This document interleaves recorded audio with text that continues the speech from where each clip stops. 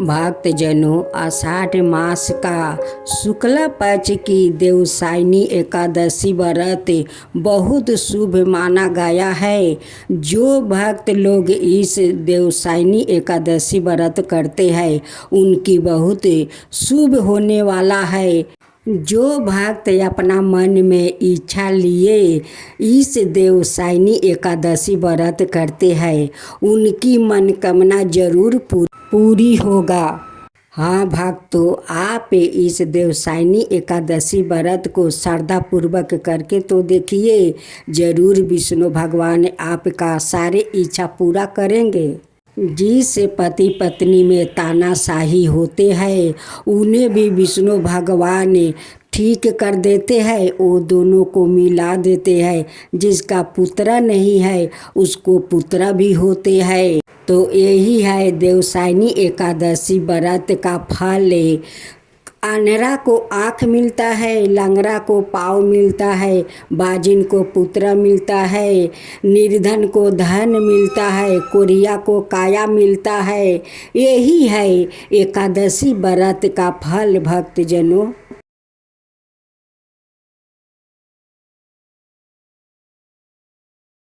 भक्तजनों, आज आप सुने आषाढ़ शुक्ला पक्ष की पद्मा देवसायनी एकादशी व्रत कथा। धर्मराज युधिष्ठिर ने कहा, हे केशव, आषाढ़ शुक्ला एकादशी का क्या नाम है? इस व्रत के करने की विधि क्या है और किस देवता का पूजन किया जाता है? श्री कृष्णा कहने लगे, हे युधिष्ठिर, जिस कथा को ब्रह्मा जी ने नारद जी से कहा था वही मैं तुमसे कहता हूँ। एक समय नारद जी ने ब्रह्मा जी से यही प्रश्न किया। तब ब्रह्मा जी ने उत्तर दिया कि हे नारद, तुमने कलियुग जीवों के उद्धार हेतु अत्यंत उत्तम प्रश्न किया है, क्योंकि एकादशी व्रत सब व्रतों से श्रेष्ठ है। इस व्रत से समस्त पाप नष्ट हो जाते हैं और जो व्याकृत इस व्रत को नहीं करते वो नरकगामी होते हैं। इस व्रत के करने से भगवान विष्णु प्रसन्न होते हैं। इस एकादशी का नाम पद्मा है। अब मैं तुमसे एक पौराणिक कथा कहता हूँ, तुम एकाग्रचित्त होकर मन लगाकर सुनो। सूर्य वंश में मंधाता नाम का एक चक्रवर्ती राजा हुआ है, जो सत्यवादी और महान प्रतापी था। वो अपनी प्रजा का पुत्रा की तरह पालन किया करता था। उसकी प्रजा धन धनाए से भरे पूरे और सुखी थी। उसके राज्य में कभी अकाल नहीं पड़ता था। एक समय उस राजा के राज्य में 3 बरस तक वर्षा नहीं हुआ और अकाल पड़ गया। प्रजा अन्न की कमी के कारण अत्यंत दुखी हो गई। अन्न के ना होने से राज्य में यागदी भी बंद हो गया। एक दिन प्रजा राजा के पास जाकर कहने लगी, हे राजन, सारी प्रजा तराही पुकार रही है, क्योंकि समस्त विश्व की दृष्टि का कारण वर्षा है। वर्षा के अभाव से अकाल पड़ गया है और अकाल से प्रजा मर रही है। इसलिए हे राजन, कोई ऐसा उपाय कीजिए जिससे प्रजा का कष्ट दूर हो। राजा मंधाता कहने लगा कि आप लोग ठीक कह रहे हैं, वर्षों से ही अन्न उत्पन्न होता है और आप लोग वर्षा ना होने से अत्यंत दुखी हो रहे हैं। मैं आप लोग के कष्ट को समझता हूँ। ऐसा कहकर राजा कुछ सेना साथ लेकर वन की तरफ चल दिया। वो अनेक ऋषियों के आश्रम में भ्रमण करता हुआ अंत में ब्रह्मा के पुत्र अंगिरा ऋषि के आश्रम में पहुंचा। वहाँ राजा ने घोड़े से उतर कर अंगिरा ऋषि को प्रणाम किया। मुनि ने राजा को आशीर्वाद देकर कुशल क्षेमा पूछने के पश्चात उनसे आश्रम में आने का कारण पूछा। राजा ने हाथ जोड़कर मिनती भाव से कहा कि भगवान, सब प्रकार से धर्म पालन करने पर भी मेरा राज्य में अकाल पड़ गया है। इससे प्रजा अत्यंत दुखी है। राजा के पापों के प्रभाव से ही प्रजा को कष्ट मिलता है, ऐसा शास्त्रों ने कहा है। जब मैं धर्म अनुसार राज्य करता हूँ तो मेरे राज्य में अकाल क्यों पड़ गया? इसके कारण का पता मुझको अभी तक नहीं लगा सका। अब मैं आपके पास इसी संदेह के निवारण के लिए आया हूँ। कृपा करके मेरे इस संदेह को दूर कीजिए, साथ ही प्रजा के कष्ट को दूर करने का कोई उपाय बतलाइए। इतनी बातें सुनकर ऋषि कहने लगे, हे राजन, यह सतयुग सब योगों में उत्तम है। इसमें धर्म के चारों चरण सम्मिलित है, अर्थात इस योग में धर्म की सबसे अधिक उत्पत्ति है। लोग ब्रह्मा की उपासना करते हैं और केवल ब्राह्मणों को ही वेद पढ़ने का अधिकार है। ब्राह्मण ही तपस्या करने का अधिकार रख सकते हैं, परंतु आपके राज्य में एक शूद्र तपस्या कर रहा है। इसी दोष के कारण आपके राज्य में वर्षा नहीं हो रही है। इसलिए यदि आप प्रजा का भला चाहते हैं तो इस शूद्र का वध कर दे। इस पर राजा कहने लगा कि महाराज, मैं उस निरपराध तपस्या करने वाले शूद्र को किस तरह मार सकता हूँ? आप इस दोष से छूटने का कोई और उपाय बताइए। तब ऋषि कहने लगे, हे राजन, यदि तुम अन्याय उपाय जानना चाहते हो तो सुनो। आषाढ़ मास की शुक्ला पक्ष की पद्मा नाम की एकादशी का विधि पूर्वक व्रत करो।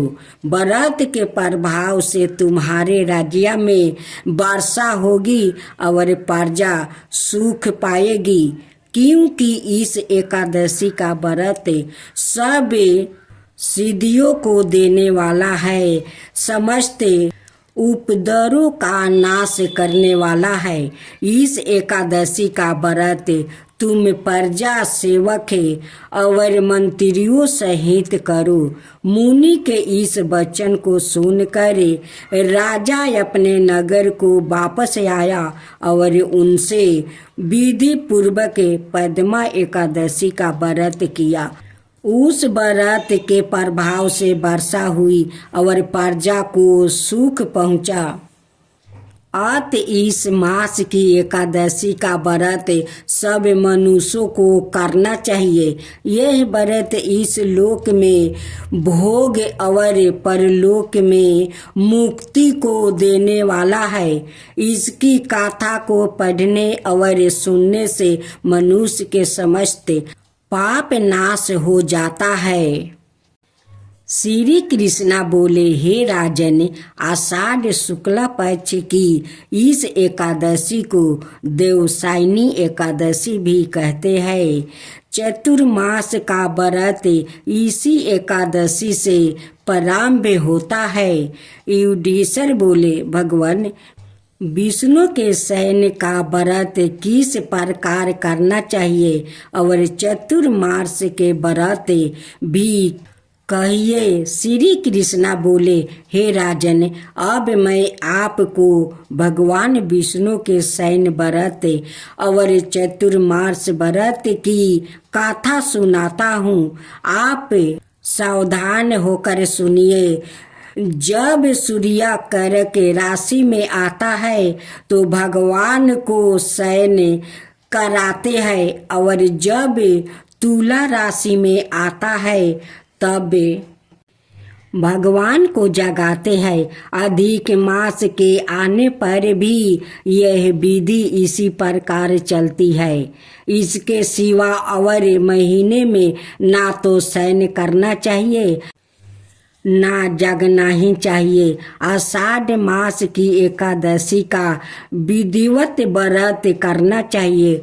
उस दिन विष्णु भगवान की चतुर्भुजी सोने की मूर्ति बनाकर चतुर्मास व्रत के नियम का संकल्प करना चाहिए। भगवान की मूर्ति को पीताम्बर पहनाकर सुंदर सेवत सोया पर शयन करावे और धूप दीप नैवेद्य आदि से भगवान का षोडशोपचार पूजन करे। 5 मिनट में स्नादि कराकर इस प्रकार कहे, हे हर्षिकेश लक्ष्मी सहित मैं आपका पूजन करता हूँ। आप जब तक चतुर्मास शयन करे मेरे इस व्रत को निर्धान रखे। भाव से मनुष्य को दत्वन आदि के नियमों को ग्रहण करना चाहिए। विष्णु भगवान के व्रत को ग्रहण करने के 5 काल वर्णन किया गया है। देवसायनी एकादशी से यह व्रत किया जाता है। एकादशी, द्वादशी, पूर्णमासी, अष्टमी और करक की संक्रांति से व्रत प्रारंभ किया जाता है और कार्तिक शुक्ला द्वादशी को समाप्त कर दिया जाता है। व्रत के करने से समस्त पाप नष्ट हो जाता है। जो मनुष्य प्रतिवर्ष इस व्रत को करते हैं वो सूर्य जैसे दीप्तिमान विमान पर बैठकर स्वर्ग को जाते हैं। इस व्रत में गुरु और शुक्र की बल वृद्धा अवस्था वर्जित नहीं है। यदि सूर्य धन राशि के अंश में भी आ गया है तो यह तिथि पूर्ण समझी जाती है। जो स्त्री या पुरुष पवित्र होकर सूर्यदाता से इस व्रत को करते हैं वो सब पापों से छूट जाते हैं। बिना संक्रांति का मास मल मास देवता और पितृ कर्मों में वर्जित है। अब इसका अलग अलग फल कहते हैं। जो मनुष्य प्रतिदिन मंदिर में झाड़ू देते हैं, जल से धोते हैं, गोबर से लिपते हैं, मंदिरों में रंग करते हैं, उनको 7 जन्म तक ब्राह्मण योनि मिलती है। जो मनुष्य चतुर्मास में भगवान को दूध, दही, घी, शहद और मिश्री आदि से स्नान कराते हैं, ब्राह्मणों को भूमि, श्रवण आदि दान देते हैं, वो बेभावशाली होकर अंत में स्वर्ग में जाकर इंद्र सुख भोगते हैं। जो विष्णु भगवान की सोने की प्रतिमा बनाकर धूप दीप नैवेद्य और पुष्प आदि से भगवान का पूजन करते हैं वो इंद्रलोक में जाकर अक्षय सुख भोगते हैं। जो तुलसी से भगवान का पूजन करते हैं या श्रवण की तुलसी ब्राह्मणों को दान देते हैं वो सोने के विमान में बैठकर परम गति को प्राप्ति होते हैं। जो मनुष्य भगवान को गूगल की धूप और दीप अर्पण करते हैं उनको अनेक प्रकार की संपत्ति मिलती है और वो जन्म जन्मांतर के लिए धन धनाए हो जाते हैं। जो मनुष्य चतुर्मास में पीपल के वृक्ष के और भगवान विष्णु की परिक्रमा करते हैं, पूजा करते हैं, उनको विष्णु लोक की प्राप्ति होती है। जो संध्या समय देवताओं और ब्राह्मणों को दीप दान करते हैं और विष्णु भगवान का हवन करते हैं, वो सुंदर विमान में बैठकर अप्सराओं से सभित होते हैं। जो भगवान का चरण मिरित लेते हैं वो सब कष्टों से मुक्ति हो जाते हैं। जो नित्य परित मंदिरों में तीनों समय 108 बार गायत्री मंत्र का जप करते हैं उनसे भी पाप सदाए दूर रहते हैं। जो गायत्री का ध्यान और जप करते हैं उन्हें व्यास भगवान प्रसन्न होते हैं।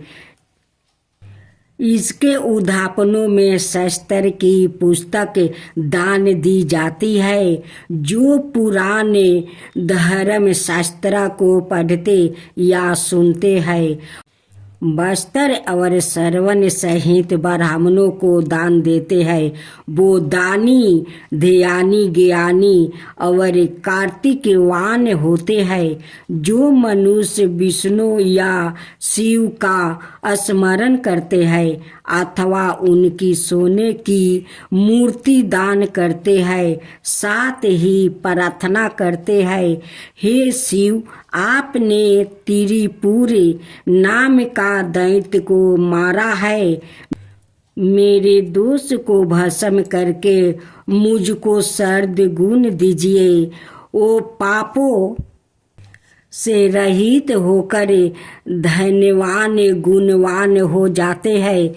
जो नित्य कर्म के पश्चात सूर्य को अर्घ देते हैं और व्रत की समाप्ति पर श्रवण लाल वस्त्र और गौ दान करते हैं या अरोगता पूर्ण आहु और कीर्ति धन और बल पाते हैं। चतुर्मास में जो मनुष्य गायत्री मंत्र द्वारा तिल से होम करते हैं और समाप्ति पर दान करते हैं उनके समस्त पाप नष्ट होकर निरोग शरीर मिलता है और सुपुत्र संतान मिलती है। जो मनुष्य अन्न से हवन करते हैं और समाप्त हो जाने पर घी का घूंट भर कर वस्त्र सहित दान करते हैं वो ईश्वरशाली होकर ब्रह्मा के समान भोग भोगते हैं और उनके शत्रुओं का नाश होता है। जो पीपल का पूजन करते हैं और अंत में श्रवण सहित वस्त्रों का दान करते हैं वो सब पाप से छुटकारा पाते हैं, भगवान के भक्त हो जाते हैं। और जो मनुष्य तुलसी जी को धारण करते हैं और अंत में भगवान विष्णु के नियमित ब्राह्मणों को दान करते हैं वो विष्णु लोक को जाते हैं। जो मनुष्य चतुर्मास में व्रत करते हैं वो भगवान के शयन के उपरांत उनके मस्तक पर नित्य प्रतीत दुर्वा चढ़ाते हैं और अंत में श्रवण की दुर्वा दान करते हैं वो भी वैकुंठ लोक को जाते हैं। और जो दान करते हुए इस प्रकार स्तुति करते हैं कि हे दुर्वा तुम जीरा भांति इस पृथ्वी पर संख्याओं सहित फैली हुई हो, उसी प्रकार मुझे भी अजर अमर संतान दो। इस प्रकार स्तुति करके सोने की दुर्बा ब्राह्मण को दान कर दे। ऐसा करने वाले मनुष्य सब पापों से छूट जाते हैं और अंत में उनको स्वर्ग लोक की प्राप्ति हो जाती है। जो भगवान विष्णु और शिव के मंदिर में जाकर जागरण और शिव गान गाते हैं, वो भी स्वर्ग को प्राप्ति होते हैं। जो चतुर्मास व्रत में उत्तम ध्वनि वाला घंटा दान करते हैं, उनको यह प्रार्थना करनी चाहिए, हे भगवान, हे जगत पीते, आप पापों के नाश करने वाला है। आप मेरे करने योग्य कर्मों को और ना करने योग्य पापों के करने से जो पाप उत्पन्न हुए हैं, उनको नष्ट कर दीजिए। व्रत की समाप्ति पर जो गायों का या एक ही कपिला गाय का दान करते हैं, वस्त्र दान करते हैं, अथवा जो नित्य प्रति ब्राह्मणों को नमस्कार करते हैं, वो धन धनाए होते हैं, उनका जीवन सफल हो जाता है। साथ ही समाप्त पापों से छूट जाते हैं। चतुर्मास में जो ब्राह्मणों को भोजन कराते हैं, उनकी आहु और लक्ष्मी की वृद्धि होती है। जो मनुष्य श्रवण का सूर्या बनाकर ब्राह्मणों को दान देते हैं, उसका फल 100 जगों के समान होता है। जो शिव जी के परसराथ चांदी या तांबे का दान करते हैं, उनका श्रद्धा से पुत्रा की प्राप्ति होती है। जो शहद युक्त चांदी का बर्तन अथवा तांबे का पत्रा में गुड़ भर कर और शयन होने पर तिल, सोना और जूते का दान करते हैं, वो शिव लोक को प्राप्ति होते हैं। जो मनुष्य चतुर्मास में ब्राह्मणों की पूजा करते हैं, अन्य वस्तु का दान देते हैं और समाप्ति पर सोया दान देते हैं, वो अक्षय सुख को प्राप्ति करके लक्ष्मी मान होते हैं। जो बरस ऋतु में गोपी चंदन दान करते हैं, वो भोग और मोक्ष को प्राप्ति होते हैं। जो सूर्य और गणेश जी का पूजन करते हैं, वो उत्तम गति को प्राप्ति होते हैं। जो चतुर्मास में भगवान का हवन करते हैं और शक्कर दान करते हैं, साथ ही उद्यापन करते हैं। उद्यापन की विधि कहते हैं 4 पल या 8 पल वाले तांबे के पत्रा में शक्कर भर कर वस्तु फल दक्षिणा सहित पुरोहित को देते हैं। उनके सब पाप नष्ट हो जाते हैं। उन्हें यशस्वी पुत्रा की प्राप्ति होती है। हे कुंती पुत्रा, चतुर्मास व्रत करने वाला मनुष्य गंधर्व विद्या में निपुण और स्त्रियों का प्रिय होता है।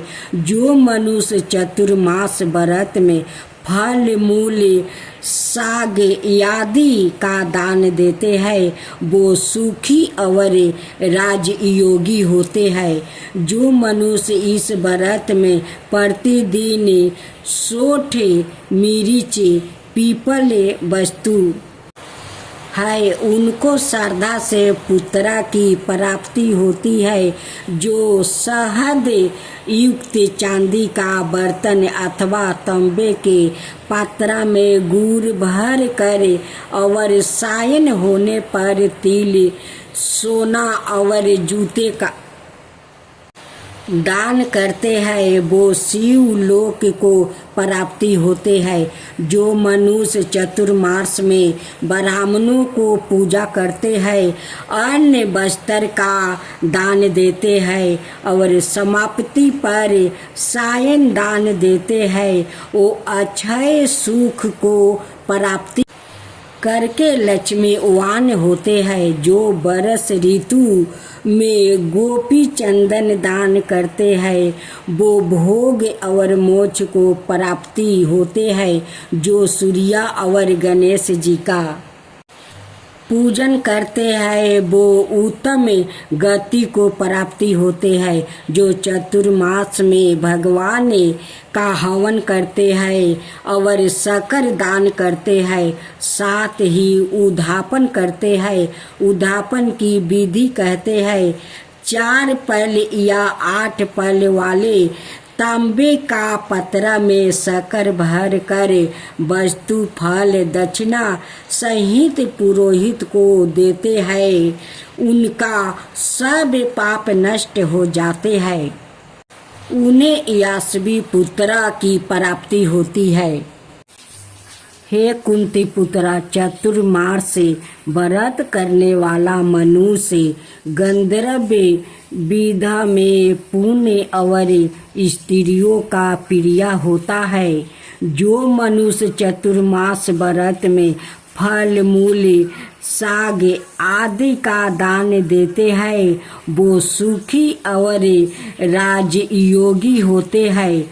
जो मनुष्य इस व्रत में प्रतिदिन 60 मिर्च पीपल वस्त्र और दक्षिणा सहित दान करते हैं, अंत में सोने की 60 मिर्च आदि दान करते हैं, वो 100 वर्ष तक जीवित रहकर स्वर्ग में जाते हैं। जो विद्यमान ब्राह्मणों को मोती का दान करते हैं, वो कीर्ति को प्राप्ति होते हैं। जो मनुष्य इस व्रत में तांबुल दान करते हैं अथवा जितेंद्री होकर पान खाना छोड़ देते हैं और अंत में लाल वस्त्र का दान देते हैं, ओ सुंदरशाली निरोगी विद्यमान भाग्यमान और सुंदर वाणी बोलने वाले बनते हैं। तांबूल के दान से देवता प्रसन्न होकर अंततः धन देते हैं।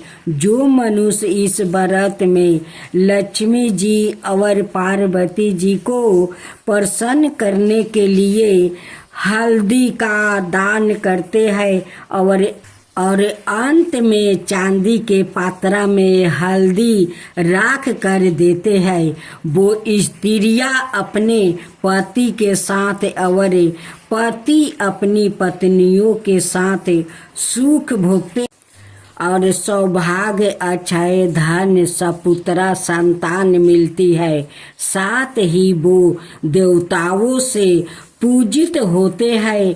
जो शिव और पार्वती जी के परस्तार्थ ब्राह्मण स्त्री और पुरुष का पूजन करे, दक्षिणा वस्त्र और सौरन दान करते हैं और उद्यापन में शिव सौरन प्रतिमा बनाकर दान देते हैं, बैल का दान करते हैं और मीठा भोजन भूखों को कराते हैं, उन्हें संपत्ति और कीर्ति मिलती है।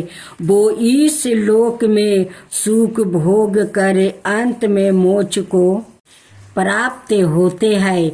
जो मनुष्य फल का दान करते हैं और अंत में श्रवण देते हैं, उनके सब मनोरथ सिद्ध होते हैं और सपुत्रा संतान उत्पन्न होती है।